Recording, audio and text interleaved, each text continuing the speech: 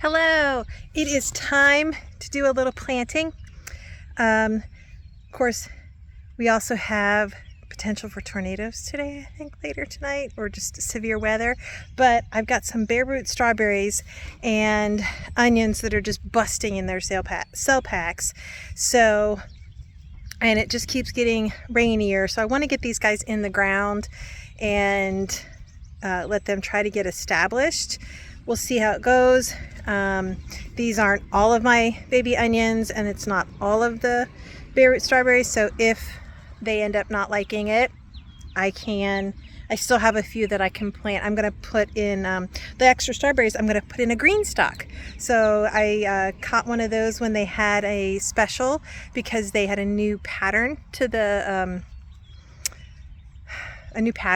and so I got it at a really reduced price. So I'm going to put the leftover strawberries in a section of that, and I'll show you that hopefully when I get there. But I'm going to do here, so I have a couple strawberries that did make it. I bought some in the fall to try to do like an overwintering. I think these were Chandler is the variety. The bare roots are it's like honey oye, all one word, HONEYOYE, I think. But they're from a grower in my state, so these are all varieties that should do, they should go well with the climate that I have. And so I'm going to just dig an opening, like a hole that's kind of not very wide but deep, so I can get all these roots in there. I'm going to add a little bit of berry tone to give them a good start. I'm going to just barely water them in because it's been so wet here. We've just had tons and tons of rain. And then the onions are going to be in between the rows because they don't take up a lot of space. So you can kind of see here on my plan that I printed off a little a snapshot of. I use a program online called Seed Time. It is fantastic. It really helps with timing out of everything. And if you get a paid version, they have an option where you can lay everything out. So that has really been super helpful. So the onions you can see here, and I went ahead and I decided, originally I had this space reserved to put some broccoli, but I think I'm just going to go ahead and get more strawberries in here, and I'll put the broccoli somewhere else. And I've got some lettuce that'll go here. I'm going to probably wait till the end of the week to try to do those. They are a lot smaller and just real babies. And then this is the garlic that I planted in the fall, and you can see it is loving life. So it's just been doing its thing all winter, and it will continue to do its thing until around July. And until then, I'm going to just try to keep an eye on it, make sure that we don't get a lot of weeds growing up in between. I've given it a little blood meal fertilizer recently, and I'll do that again in probably about a month. And otherwise, it just kind of does its thing. So I'm going to get these planted. I'll show you what it looks once I get everything in. See you in a bit. I'm going to try and show you how easy these onions are coming apart. Even though they look super thick in here, you can see they are looking really good. They look really healthy. I've trimmed them multiple times. That's why they're shorter. But I'm just kind of, gently giving a little squeeze here at the bottom to make sure, I'm not pulling roots. You can see they've got great root development here. And I just am giving a little bit of a gentle squeeze and wiggling my fingers. And basically all I'm doing is knocking off the seed starting mix. And then finding one that looks like it's towards the edge here, and then I just gently shake, and they just come right apart. And you can see the little bulb there, lots of good roots. And then I'm just laying them down where I'm gonna plant them so I can kind of check my spacing. But that's one of the things I was just so fascinated about when I was watching other people. This is my first time doing onions from seed like this, and everybody that I watched said you can put a whole bunch in a cell and leave them in there, and then just pull them apart like this when it's time to plant. So what I did is I put them in. I started these in cell packs that have 6 spaces, but that only 6 will fit in what's called a 10-20 tray. So let me show you that. So there are 6 cells, but only 6 of these fit in what's called a 10-20 tray. It's about 10 inches by 20 inches. So there are essentially 36 spaces. So each of these is fairly good sized. I can't remember, it might be like 1.5 inches by 1.5 inches, but they're also pretty deep. So I think this has shown to be like a pretty perfect size for these onions. And so if you have trays, what you would want to look for to have a similar size would be either a 36 cell, if it's all one tray that fits in something like this, or if you have one of the like smaller seed starting setups. There are a lot of different companies. I know Gardener's Supply has one where they have 4 rows of, I think, 8. And so that would be similar, just because this is 4 rows of 6. Or maybe it is 4 rows of 6. I think it is 4 rows of 6.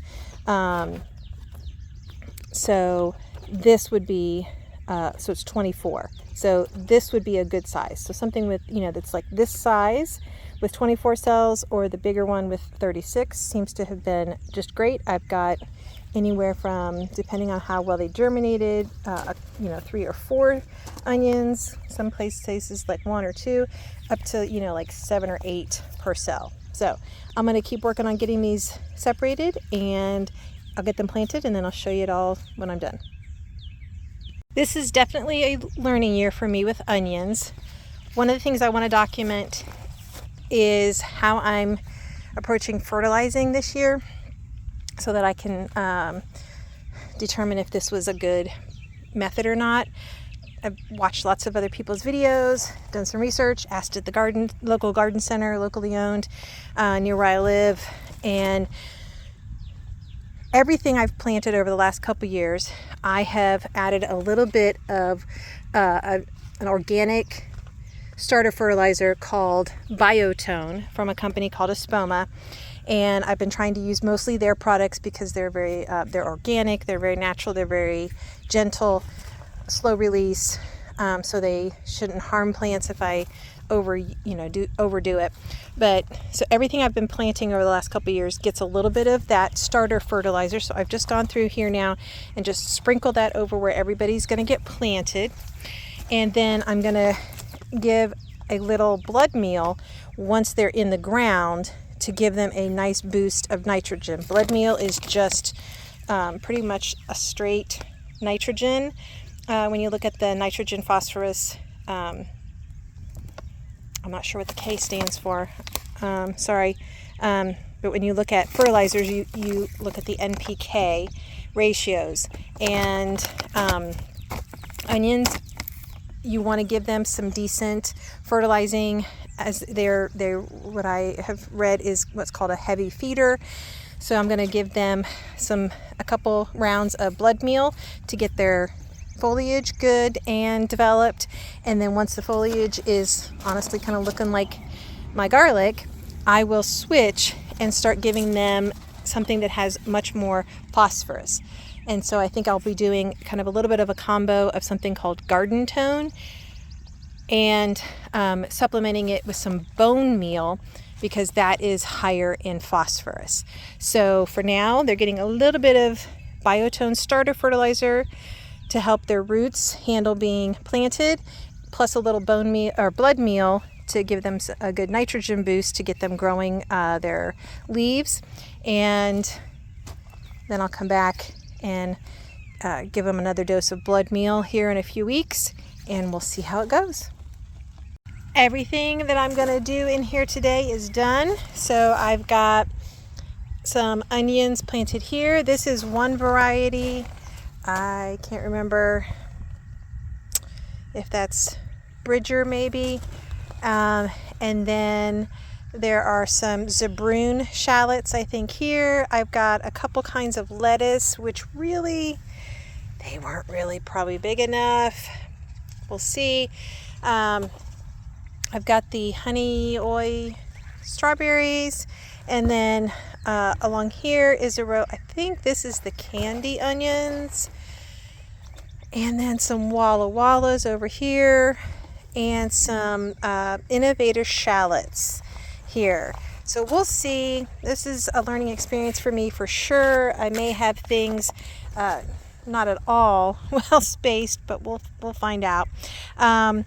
And again, just to recap what I did as far as some kind of fertilizer situation, I put a little bit of Biotone starter fertilizer around everywhere where the little holes were. I used my Hori Hori knife to just kind of like stick it in the ground, wiggle it just a little bit so I had just a big enough, wide enough hole to stick the roots down there.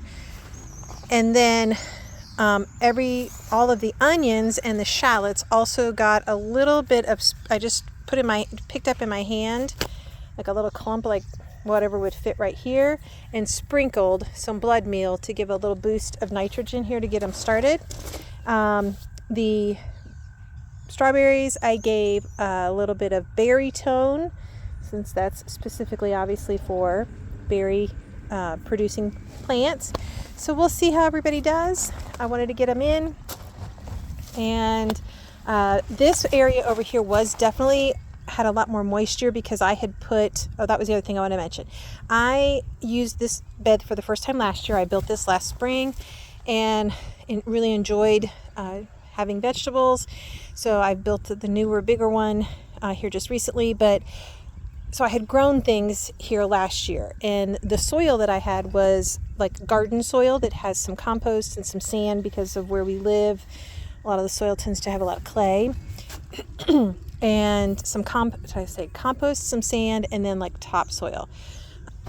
So I added some bags of compost / manure to recharge everything. I don't know, a week or two ago. So this, since it's been raining, was pretty wet. So I tried to be careful in putting these in here that I didn't really cram everything down and get it in a really compacted situation. So hopefully they will be okay. This over here, I had a bag that I had not put anything here yet because there were still, I was trying to see if any of the strawberries that I had planted in the fall were gonna come back. This one looks great. These two, I think I put a pine straw over this area for the winter because that's what I thought I had read would help them over winter.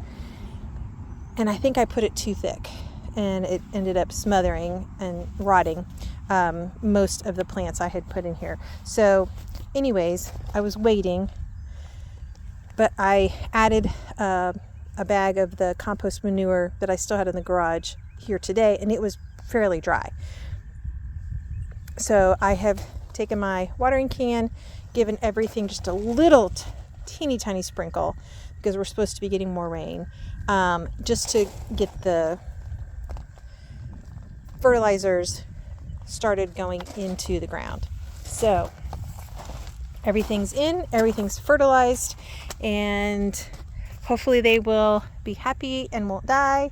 We'll see.